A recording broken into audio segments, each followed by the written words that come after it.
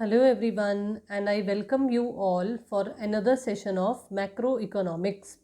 हम national income and related aggregate नाम के इस चैप्टर में 2 सेशंस अभी तक कवर कर चुके हैं। आई होप कि आपने वो देख लिए, समझ लिए। चलिए आज हम बढ़ते हैं इसके थर्ड सेशन की तरफ। देखो, जो आज का हमारे पास सेशन है उसमें हम डिस्कस करेंगे ग्रॉस वर्सेस नेट के कंसेप्ट को, कि ये ग्रॉस क्या होता है और ये नेट क्या होता है।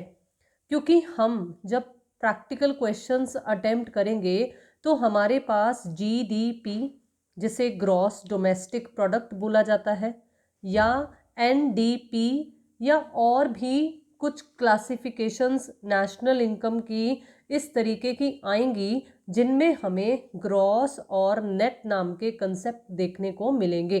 तो हमें इनका मीनिंग पता होना चाहिए कि भाई अगर ग्रॉस वर्ड है तो इसका क्या मीनिंग है, अगर नेट है तो इसका क्या मीनिंग है, ग्रॉस से अगर नेट पर आना है तो हमें क्या करना पड़ेगा, अगर नेट से हमें ग्रॉस पर जाना है तो हमें क्या करना पड़ेगा। तो चलिए without wasting any time start करते हैं।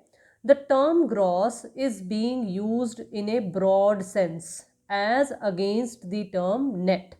देखो, जो मैंने आपको लास्ट सेशन दिया था, मैंने उसमें भी आपको एक वर्ड बोला था कि जो हमारा NFIA है ये है net factor income from abroad. तो मैंने उस वक्त भी आपको ये कहा था कि ये नेट वर्ड है। इसका मतलब है कि इसमें से हमें ग्रॉस में से, मतलब कुछ ग्रॉस टोटल है, मैंने ये बोला था कि उसमें से हमने कुछ माइनस किया हुआ है तो हमारे पास नेट आया है।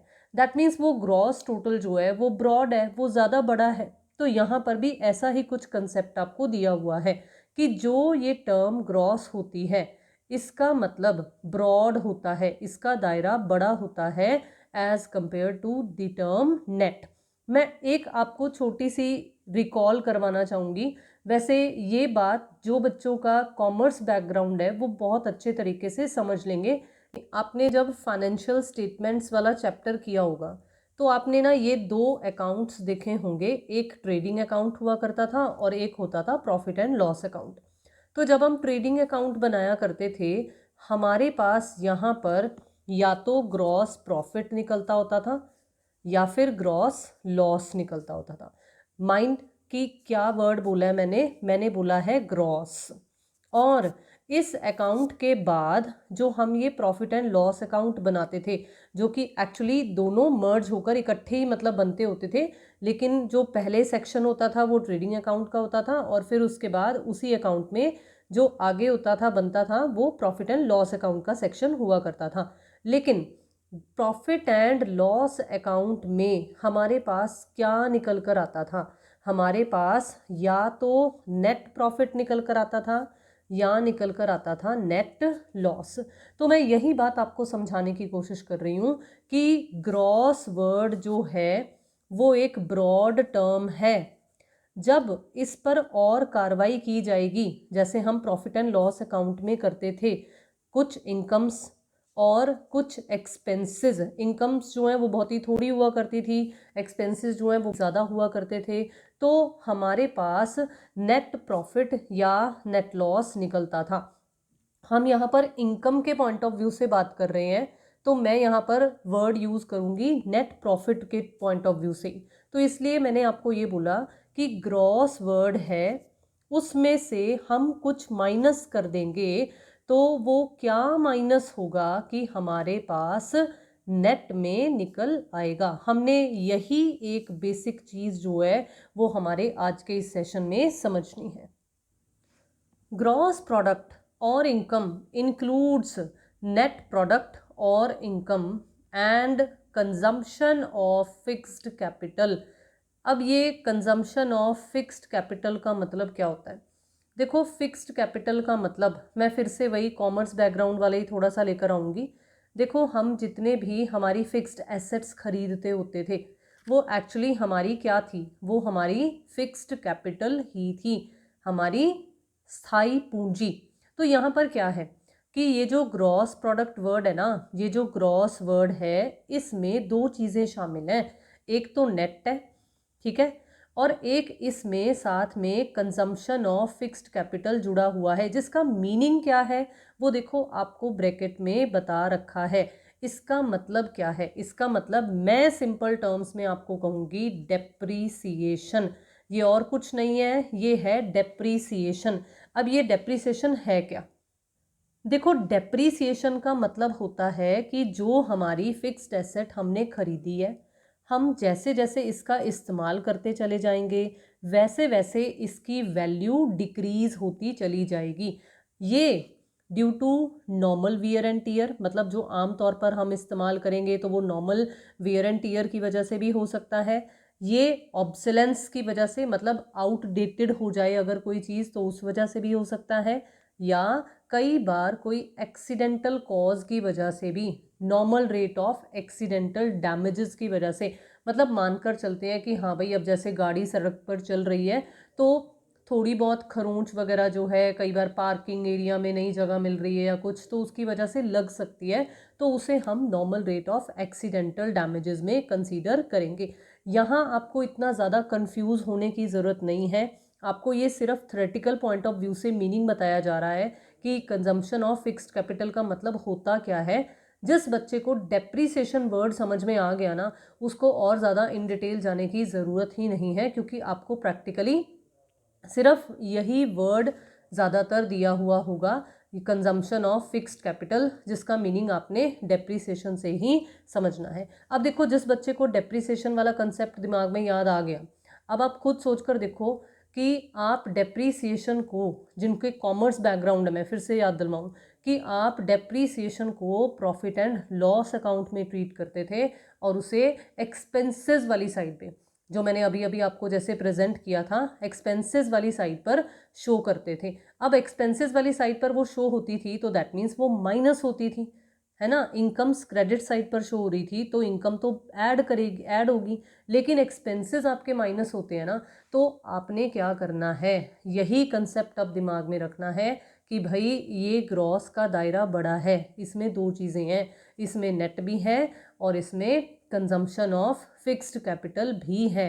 तो जब आपको नेट निकालना है तो देखो क्या करना पड़ेगा, ये आपको इक्वेशन नेक्स्ट बता रखी है। ग्रॉस में से आपको कुछ माइनस करना पड़ेगा, जो मैंने अभी अभी आपको शो किया था कि ग्रॉस में से कुछ माइनस करना पड़ेगा और हमारे पास नेट निकल आएगा। अब वो कुछ क्या है? वो कुछ और नहीं है, वो है कंजम्पशन ऑफ फिक्स्ड कैपिटल, जिसे हम डेप्रीसिएशन, बहुत ही सिंपल टर्म्स में हम उसे डेप्रीसिएशन का नाम देंगे। तो ये देखिए, दस टू नो नेट प्रोडक्ट और income consumption of fixed capital, देखो यहाँ लिखा ही हुआ है आपको नाम, depreciation is deducted from gross product और इनकम। तो ग्रॉस में से हम माइनस कर देंगे जब डेप्रीसिएशन को, तो हमारे पास नेट में निकल आएगा। बिल्कुल इसी तरीके से अगर हमें ग्रॉस निकालना हो तो क्या करेंगे, तो वही ये मीनिंग जो हमने पढ़ा ही है अभी अभी कि इसमें दो चीज़ें हैं, तो दैट मीन्स ये इन दोनों का जोड़ है, इन दोनों का सम टोटल है। नहीं तो आप इसी इक्वेशन को, जैसे हम बोलते होते ना, ये लेफ्ट हैंड साइड है और ये राइट हैंड साइड है, तो बिल्कुल इसी तरीके से अगर आप इसे कंजम्पशन ऑफ फिक्स्ड कैपिटल को इधर वाली साइड लेकर आएंगे इक्वल टू की, तो देखो ये माइनस की बजाय प्लस में कन्वर्ट हो जाएगा और आपके पास ग्रॉस के पॉइंट ऑफ व्यू से जो फॉर्मूला है वो कुछ इस तरीके से बन जाएगा। अब देखिए, अब हमारे पास इस सेशन में और कुछ नहीं है, सिर्फ आपको एक एक्सप्लेनेशन है कि भाई ये कंजम्पशन ऑफ फिक्स्ड कैपिटल, जिसे हिंदी में बोला जाता है स्थायी पूंजी का उपभोग, ये क्या होता है, या ह्रास जिसे डेप्रीसिएशन कहते हैं, ये क्या होता है। So during production process value of fixed capital depreciates due to normal wear and tear. देखो, जो मैन्युफैक्चरर्स हैं, जो प्रोड्यूसर सेक्टर है हमारा, वो तरह तरह की फिक्स्ड कैपिटल इस्तेमाल करता है, दैट मीन्स मशीनरीज, प्लांट्स, ये सब इस्तेमाल करता है। और ये क्या होती हैं, ये फिक्स्ड कैपिटल होती है ना, तो ये डेप्रिशिएट होती चली जाती है, इसकी वैल्यू कम होती चली जाती है। जो रीजंस हैं वो आगे आपको बता रखे हैं, जो ऑलरेडी मैं आपको बता भी चुकी हूँ कि due to normal wear and tear, आमतौर पर इस्तेमाल करने पर, ये मीनिंग्स हमारे पास आगे हैं। एक्सीडेंटल डैमेज की वजह से या ऑब्सोलेंस की वजह से। So consumption of fixed capital और depreciation is the loss in the value of fixed capital due to normal wear and tear. Foreseen obsolescence, देखो ये इंपॉर्टेंट वर्ड है, अनफोरसीन नहीं है, ऐसी चीज़ नहीं है, ये है फोरसीन, जिसके बारे में हमने आंकलन किया है, जिसके बारे में हमने अंदाज़ा लगाया है। एक तो अनफोरसीन है जो है कि भाई ऐसा कुछ हो गया जिसके बारे में हमने सोचा ही नहीं था, लेकिन ये जो ऑब्सोलेंस है इसके बारे में हमें पता है, अंदाज़ा है कि हाँ भाई अगर आज मार्केट में ये मशीन आई है तो कल को भाई और अपग्रेड आ गया तो ये ऑब्सोलीट हो जाएगी। तो यहाँ पर ये फोरसीन ऑब्सोलेंस है। एंड एक्सीडेंटल डैमेज ये अनफोरसीन की कैटेगरी में आ जाता है।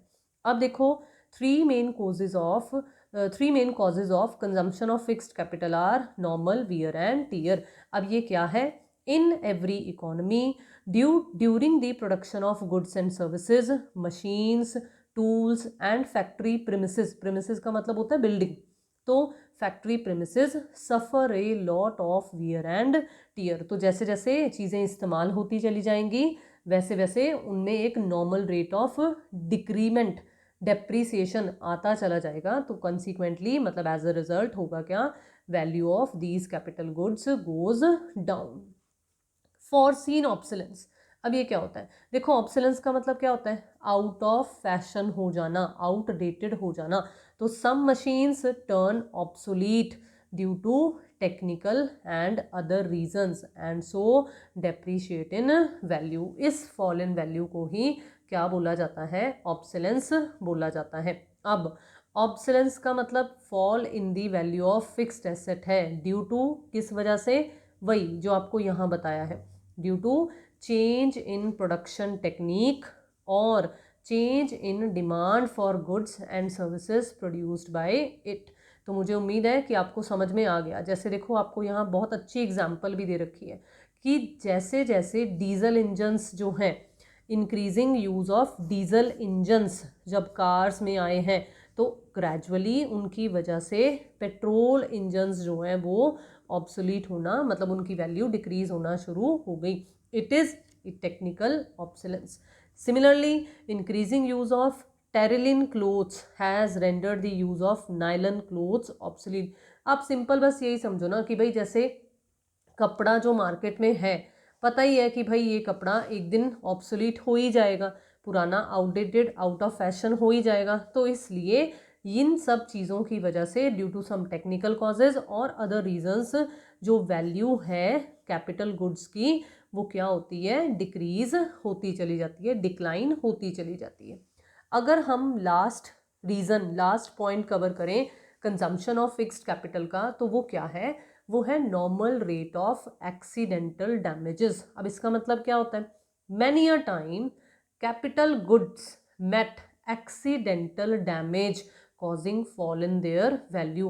हो सकता है कि कोई नट बोल्ट ढीला रह गया, उसकी वजह से मशीन का एक पार्ट काम करते करते निकल गया, डैमेज हो गया, तो वो एक्सीडेंटल डैमेज की कैटेगरी में कवर किया जाएगा। So this fall in value is called normal rate of accidental damages. लेकिन यहाँ आपको क्या कहा गया है कि भाई ये डैमेजेस जो हैं वो ऐसे हैं जो नॉर्मली, कि हाँ भाई पता है, अब जैसे मैंने आपको नट बोल्ट ढीला कहा तो ये पता ही है ना कि भाई जैसे जैसे मशीन यूज़ होती चली जाएगी तो वो नट बोल्ट्स जो हैं वो लूज़ होते चले जाएंगे, तो इसकी वजह से लॉस हो सकता है।